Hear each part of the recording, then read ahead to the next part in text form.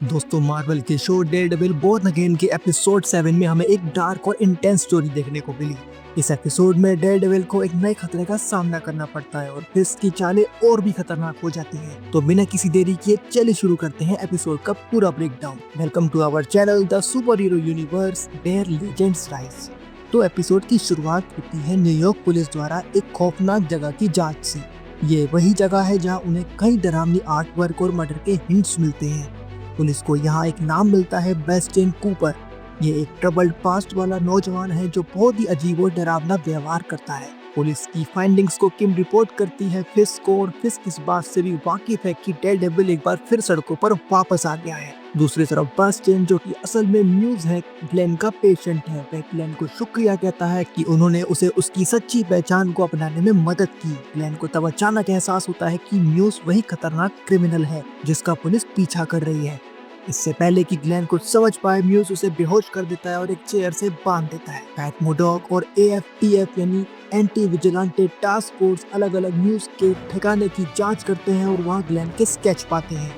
Mat Daredevil के रूप में ग्लेन के अपार्टमेंट में पहुंचता है जब म्यूज उसे नुकसान पहुंचाने ही वाला होता है। दोनों के बीच इंटेंस फाइट होती है जिसमें म्यूज अपनी पेंटिंग्स और चाकू का इस्तेमाल करता है। तभी AFTF टीम भी अपार्टमेंट में घुसने की तैयारी कर रही होती है। ग्लेन किसी तरह हिम्मत जुटाकर म्यूज पर बंदूक तान देती है। ग्लेन म्यूज को गोली मार देती है जिससे उसकी मौत हो जाती है। इस पूरे हादसे से ग्लेन बेहोश हो जाती है। मैट ग्लेन को स्टेबलाइज करता है जिससे वह गंभीर रूप से घायल ना हो। इस मौके का फायदा उठाकर खुद को हीरो दिखाने की कोशिश करता है। वह मीडिया में म्यूज के खात्मे का पूरा क्रेडिट खुद ले लेता है और AFTF को रियल हीरो घोषित करता है। इसकी ये चाल डेयरडेविल को कमजोर बनाने के लिए थी। दूसरी तरफ ब्लेक बीबी को धमकी देता है कि वह अपने ब्लॉग से डेयरडेविल के इन्वॉल्वमेंट की खबर हटा दे। मीनवाइल ग्लेन होश में आती है और मैट को बताती है कि उसने बेहोश होने से पहले डेयरडेविल को उसका नाम पुकारते सुना था। इसका मतलब ग्लेन को अब शक हो सकता है कि डेयरडेविल असल में मैट मोडॉक ही है। एपिसोड के एंड में वेनेसा फिस्क की वाइफ एक चाल चलती है। वह ल्यूका को ट्रैप में बुलाती है जहाँ ल्यूका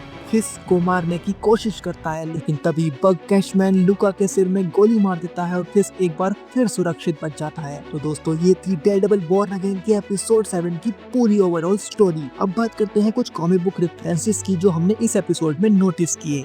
तो डेयरडेविल बोर्न अगेन का 7वां एपिसोड सिर्फ एक बेहतरीन थ्रिलर ही नहीं था, बल्कि इसमें कई सारे कॉमिक बुक रेफरेंसेस भी छुपे थे। अगर आप एक हार्डकोर डेयरडेविल फैन हैं या मार्वल कॉमिक्स की गहराई में जाना चाहते हैं तो इसे मिस करना तो बनता ही नहीं है। चलिए बात करते हैं सबसे पहले कॉमिक बुक रेफरेंस की। तो उसमें सबसे पहला है मैट मोडॉक और म्यूज की फाइट, जो कि एक क्लासिक डेयरडेविल बैटल है। डेयरडेविल और म्यूज का आमना सामना एपिसोड में बहुत इंटेंस था। कॉमिक्स में भी डेयरडेविल को म्यूज को पकड़ने में बहुत मुश्किल होती है।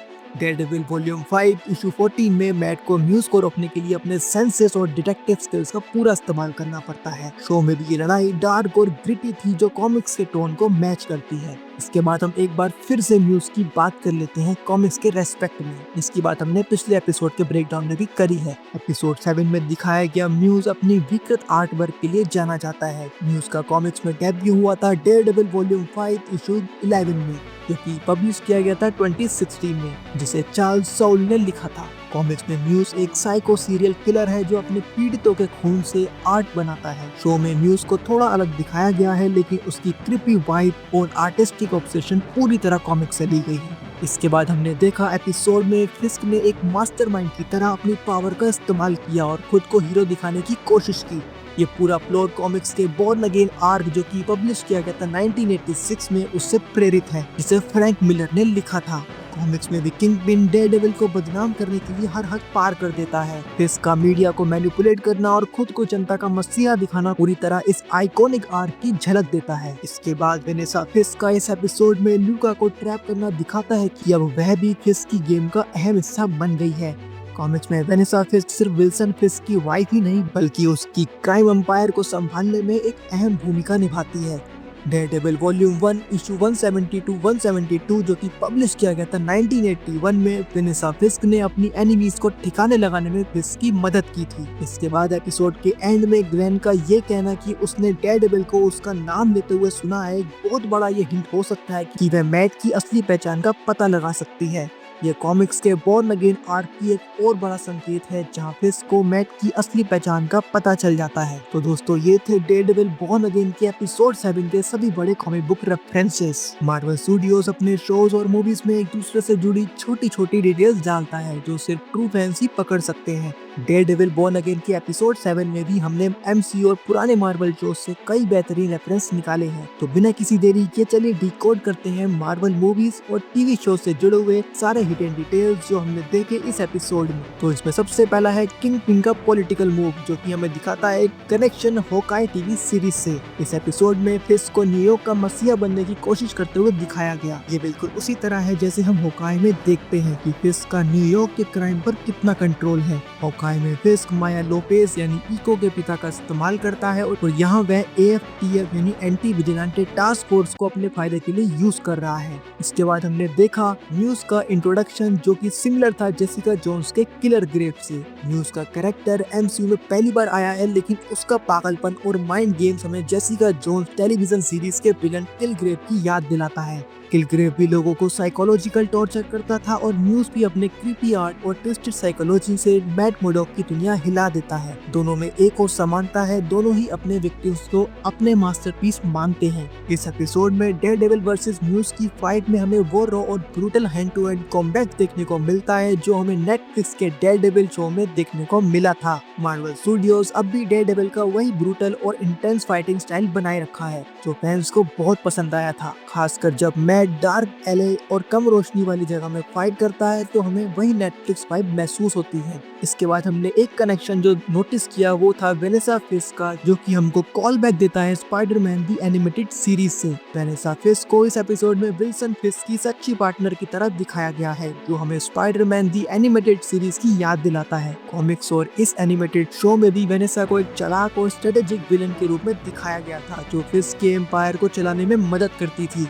ऐसा लगता है MCU में वेनेसा अब एक बहुत बड़ी प्लेयर बनने वाली है। इसके बाद हमने देखा फिस्क और लूका का आमना सामना जो हमें नेटफ्लिक्स के द पनिशर की वाइब्स दिलाता है। फिस्क और द पनिशर दोनों ही न्यूयॉर्क के अंडरवर्ल्ड में अपने तरीके से कंट्रोल जमाने वाले एंटी हीरोज हैं। द पनिशर में भी ऐसे कई सीन्स थे जहां एक क्राइम लीडर दूसरे को धोखा देता था जैसे यहाँ वेनेसा लूका को ट्रैप करती है। तो दोस्तों ये था डेयरडेविल बोर्न अगेन के एपिसोड 7 का पूरा ब्रेकडाउन। ये एपिसोड डेयरडेविल की पहचान, फिस्क के गेम और न्यूज के खतरे के इर्द गिर्द घूमता है। इसकी नई चालें डेयरडेविल के लिए कितनी खतरनाक साबित होंगी ये जानने के लिए अगले एपिसोड का इंतजार रहेगा। अगर आप रहना चाहते हो सुपर हीरो वर्ल्ड की दुनिया से पूरी तरह अपडेटेड तो इस वाली प्लेलिस्ट पर आप विजिट करिए।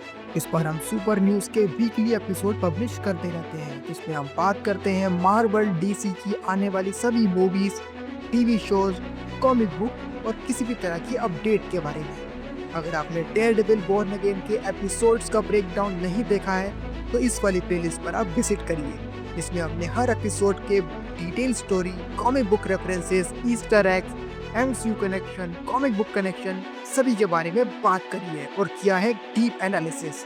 अगर आप मार्वल के legendary super heroes, super villains की कॉमिक बुक ओरिजिन हिस्ट्री जानना चाहते हो तो इस वाली प्लेलिस्ट पर आप विजिट करो और DC के लिए इस वाली प्लेलिस्ट पर जिसमें हमने DC के सुपर हीरोज और सुपर विलेंस की कॉमिक बुक ओरिजिन हिस्ट्री के बारे में बात करी है। अगर आप मार्वल की फेज 5 की सभी टीवी शोज और मूवीज के बारे में जानना चाहते हो तो इस वाली प्लेलिस्ट पर आप विजिट कर सकते हैं। अगर आपको अभी भी नहीं पता है कि नया DC यूनिवर्स क्या है, इसके अंदर कौन सी मूवीज, टीवी शोज आने वाले हैं तो इस वाली प्लेलिस्ट पर आप विजिट करिए जिसमें हमने बात करी है नए DC यूनिवर्स की सभी टीवी शोज और मूवीज के बारे में। ऐसी और अमेजिंग वीडियोस के लिए हमारे चैनल को सब्सक्राइब कीजिए, इस वीडियो को लाइक कीजिए, शेयर कीजिए और हाँ, बेल आइकन को दबाना बिल्कुल ही मत भूलिएगा। तब तक के लिए stay in the crew, we will get you on DC and MCU। Thank you very much, take care of yourself, thank you.